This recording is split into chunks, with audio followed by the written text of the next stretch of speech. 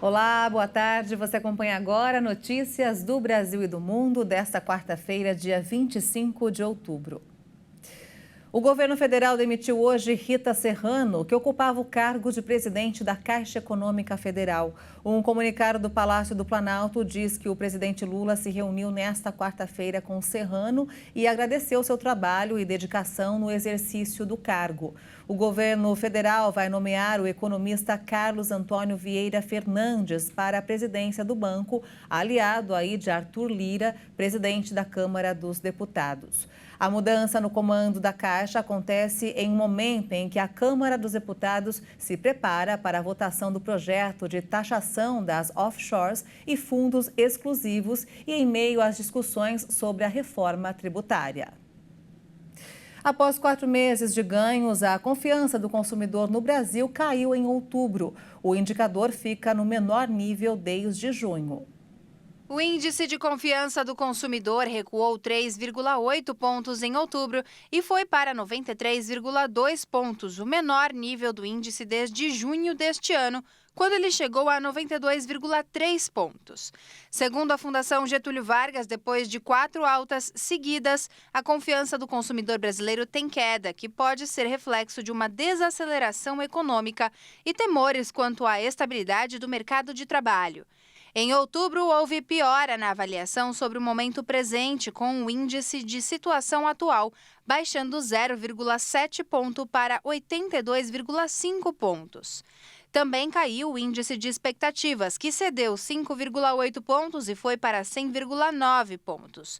De acordo com a FGV, o componente do índice geral que mede o otimismo em relação à situação econômica futura foi o que mais influenciou a piora da confiança neste mês. A Polícia Federal cumpriu nesta manhã 5 mandados de prisão em 13 de busca e apreensão em mais uma etapa da Operação Lesa Pátria. Segundo a Polícia Federal, há mandados sendo cumpridos em Cuiabá, Cárceres, Santos, São Gonçalo e em Brasília. Esta é a 19ª fase da Operação Lesa Pátria, iniciada em janeiro. A etapa atual mira tanto os participantes dos atos golpistas quanto os incentivadores dos atos criminosos de 8 de janeiro. Os fatos investigados constituem, teoricamente, os crimes de abolição violenta do Estado Democrático de Direito, golpe de Estado, dano qualificado, associação criminosa, incitação ao crime, destruição e deterioração ou inutilização de bem especialmente protegido. E vamos falar agora sobre o conflito no Oriente Médio. Mais de 100 palestinos morreram na Cisjordânia ocupada em operações efetuadas pelo exército israelense desde o início da guerra entre Israel e Hamas em 7 de outubro. Os dados são do Ministério da Saúde palestino.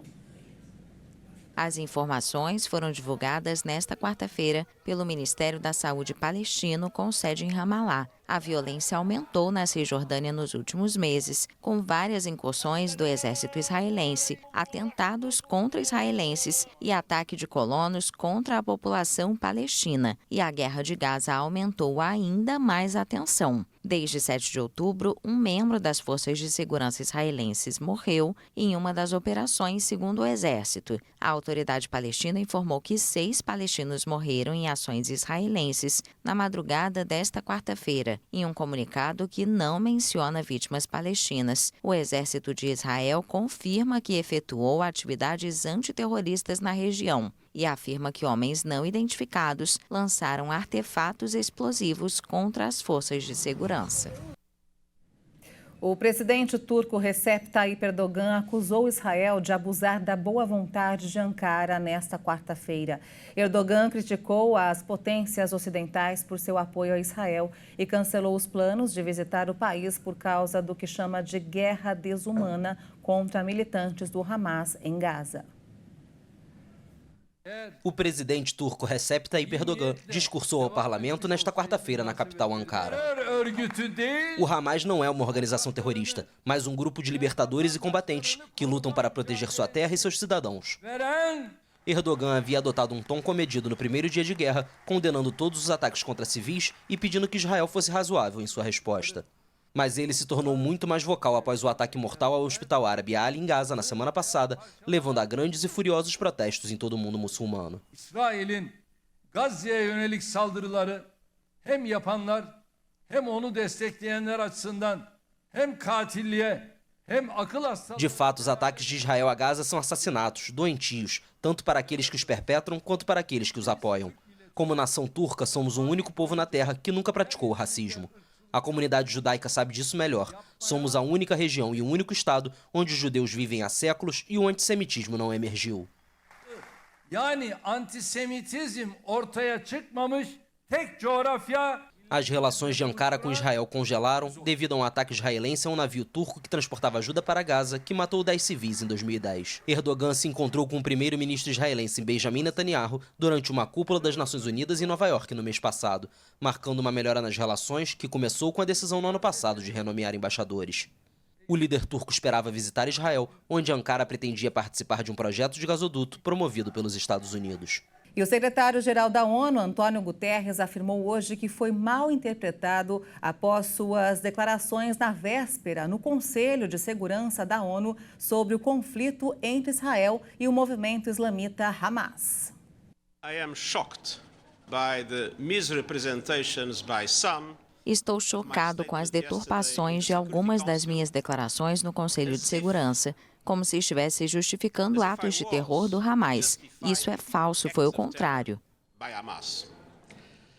This is false. It was the opposite.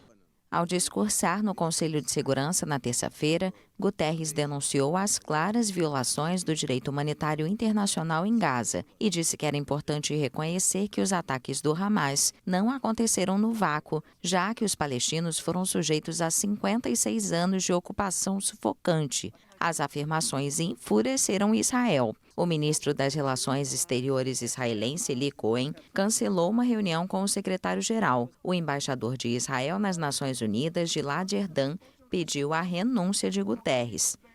Militantes do Hamas invadiram Israel em 7 de outubro e mataram pelo menos 1.400 pessoas. Desde então, o exército israelense bombardeia a faixa de Gaza, enclave governado pelo movimento islamita. Segundo as autoridades locais, mais de 6.500 palestinos, principalmente civis, foram mortos na retaliação.